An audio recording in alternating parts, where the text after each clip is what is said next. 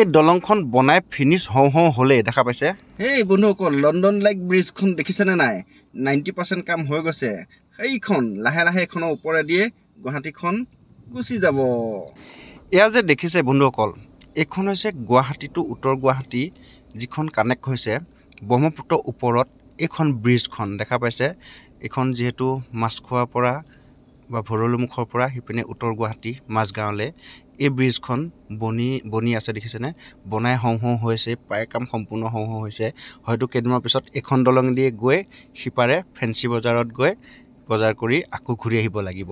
যিহেতু ফেঞ্চি বজাৰখনতো যাব বুলি গমেই পাইছোঁ, আৰু কিমান গৈয়ে আছে, অলৰেডি যাব বুলি বহুতখিনি ঘোষণা হৈছে।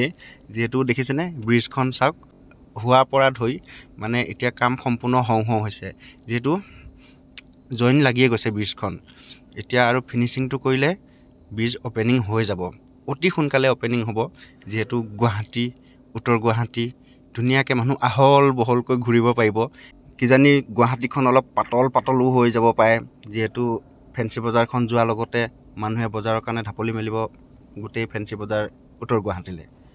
সেইকাৰণে ধুনীয়া মানে আহল বহলকৈ মানে মুকলিমূৰীয়া নিচিনাকৈ ধুনীয়াকৈ ঘূৰিব পাৰিব গুৱাহাটীত। আৰু এখন ফেঞ্চি বজাৰখন চাই লওক, এতিয়া গুচি যাব এখন সিপাৰলৈ মানে উত্তৰ গুৱাহাটীলৈ।